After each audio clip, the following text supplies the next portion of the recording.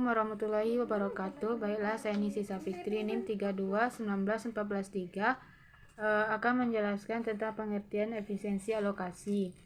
Efisiensi yaitu adalah ukuran suatu keberhasilan suatu kegiatan di mana yaitu penentuan besarnya sumber daya yang diperlukan untuk menghasilkan hasil atau menghasilkan suatu yang diinginkan. Sedangkan alokasi yaitu besarnya sumber daya yang akan dibutuhkan untuk mengukur berapa biaya yang diinginkan. Efisiensi ini juga bisa diartikan sebagai yaitu keseimbangan antara output dan input. Suatu kegiatan dianggap berhasil ketika output dan input ini seimbang dan tidak ada pihak yang dirugikan.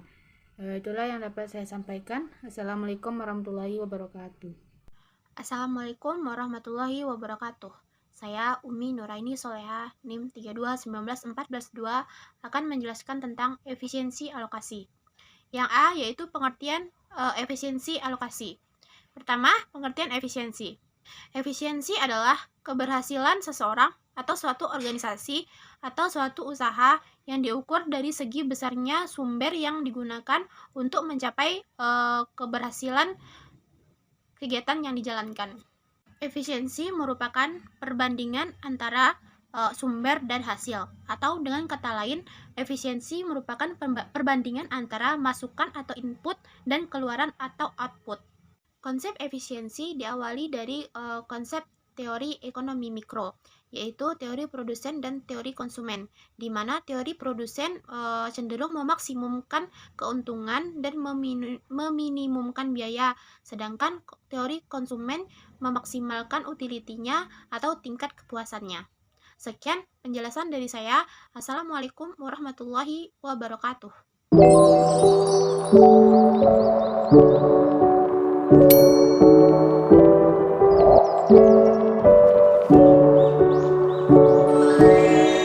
Assalamualaikum warahmatullahi wabarakatuh. Baiklah, saya Pega Sabrina Nyon dengan NIM 32 Di sini saya akan melanjutkan presentasi dari teman saya, yaitu efisiensi alokasi. Efisiensi alokasi dalam Islam menurut Edi Warman Karim, konsep efisiensi alokasi atau Pareto efisiensi telah terlebih dahulu dirumuskan dalam ekonomi Islam. Hal ini diintisarikan dari perkataan Ali bin Abi Thalib dalam kitab Nahjul Balagh.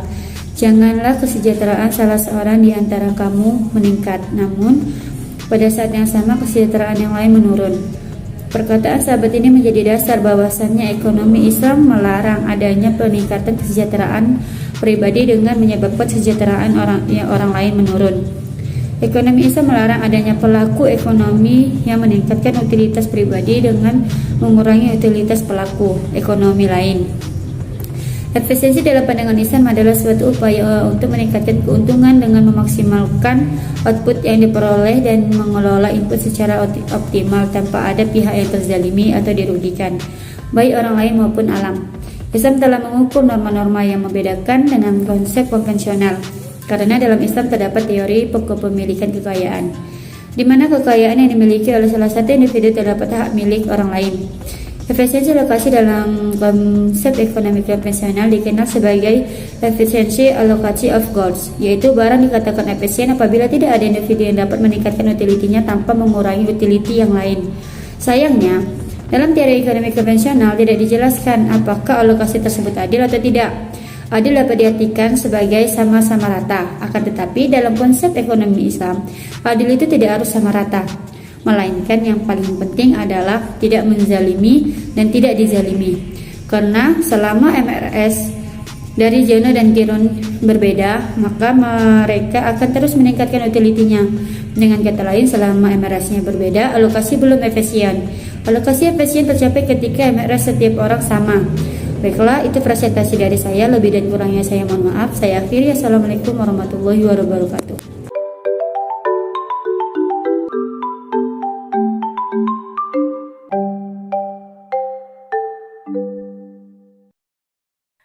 Assalamualaikum Assalamualaikum warahmatullahi wabarakatuh. Perkenalkan, nama saya Rahmidatul Anisa, NIM 3219146, ingin menjelaskan tentang efisiensi alokasi dalam Islam. Dalam ekonomi Islam, yang dimaksud dengan adil pernah dicontohkan oleh Umar Ibnu Khattab dalam penetapan tarif kharaj yang berbeda. Misalnya, lahan yang ditanami gandum kharaj yang harus dibayarkan sebesar 1 dirham ditambah 1 kafis. Sedangkan untuk buah-buahan tarif kharaj yang harus dikeluarkan adalah sebesar 10 dirham dan 5 dirham tarif kharaj yang harus dikeluarkan untuk lada.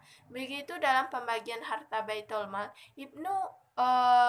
Umar Ibnu Khattab mengatur tunjangan per tahun kepada keluarga Rasulullah SAW. Dari apa yang dikeluarkan oleh Umar Ibnu Khattab merupakan untuk kebaikan serta keadilan masyarakat.